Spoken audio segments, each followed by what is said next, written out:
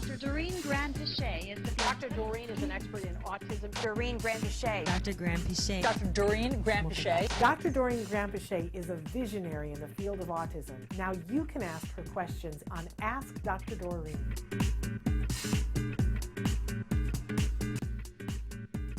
In the meantime, Felix says, hello, my 10-year-old with autism gets very upset. He says his voice sounds like a girl and that there's something in his voice. He gets so upset he hits himself, and we try putting him in front of a mirror, and there's more, let me find it, and asking him what he sees, and he says a boy. So I don't understand why he keeps saying he sounds like a girl. This has been going on for many months, and we don't know what to do. He sometimes won't speak and will just point or use his head to answer yes or no. What can we do? We are waiting on card services to finish our process with insurance to see when we can start services. We are in New Jersey. Oh, bless you, bless you, bless you. Dr. Grand-Pichet? Yeah, a couple of different comments, Felix, and also if you're waiting on card services, Shannon, we should probably try to get with their care coordinator and see if we can expedite that. But that aside, a lot of times our kids don't actually understand boy and girl. It's a very strange thing, but that's been published over and over again. In fact, my master's thesis was also on a similar concept. So I wouldn't put too much into that he says his voice sounds like a girl. I would try to, let's not, what I would suggest you do, and I have an intuitive feeling about this, but I don't know your child, so I'm going to take a risk and kind of give you my intuition about it. But also, before I do that, I really want to suggest that you go on, do what we just suggested, which is go on the CFA, the Indirect Functional Assessment, which you can find on Skills website, and answer those questions about his behavior and help it. Let's see if it can help you identify the function. My feeling is it's an attention maintained function, which basically means that you are very worried when he says this or when he does these things. And so there's a lot of attention given to try to get him to speak, to, whatever it is. And so he is starting to realize that I'm going to get a lot of attention for this if I just, I'm not going to speak. I'm going to say that my voice bothers me, that sort of thing. So maybe I'm right, maybe I'm wrong.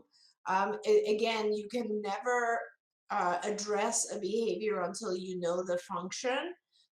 It could very well be that there's something in his voice that is disturbing him, or it sounds odd to him, or it has changed.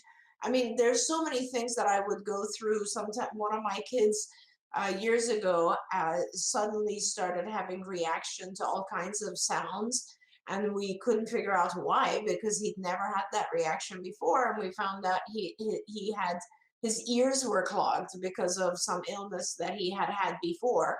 And so everything sounded muffled. And he, he couldn't express to us what that is. He didn't know the word, oh, it sounds muffled. Maybe my ears are clogged. He just didn't know what's going on.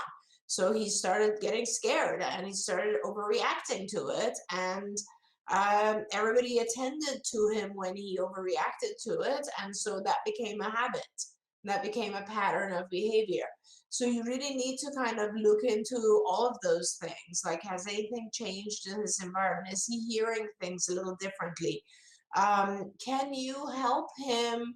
First of all, I really wouldn't coddle or give a lot of attention when he says things like my voice sounds like a girl. I would just kind of move forward and just keep going through life and doing the things you do, and not even address that until you find out what the function is, because I would hate for you to be giving too much attention to it right now without knowing what is really going on here. The other thing is, maybe you can have him play with his voice. One way that we play with our voices is singing, right? So we control our voice and we sing, and we do all kinds of stuff with our voices. So you can make a deep voice, a high voice, that kind of thing. So maybe one, and don't do it when he's complaining. Do it at a different time, where you just teach him an activity that involves manipulating his voice. Because if it is something where he is fearful, that activity will give him a sense of control over it, right? I can actually control my voice. I can control how it sounds, how it comes out. So those are some ideas, but I really do want to suggest that you kind of understand the function a little bit before we do anything. Dr. Granpeesheh, there are a bunch of apps right now where kids can play with their voice and modulate Yes, it. And would yes, that be something that they could do? absolutely. Just be careful, because I remember with a lot of kids, when they get on the apps and they like how it sounds, like it will sound robotic or it'll sound, whatever, then they kind of get hooked on that. And then they start doing a lot of that. So just Okay, so maybe be careful. Uh,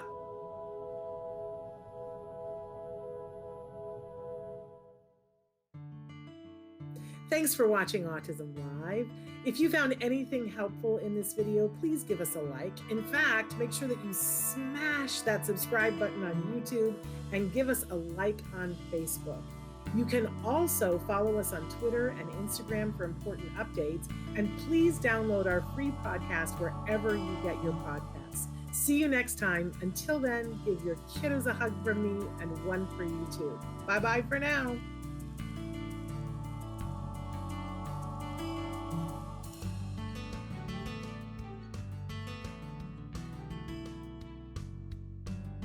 To subscribe, click here. And if you'd like to check out some more of our videos, click here.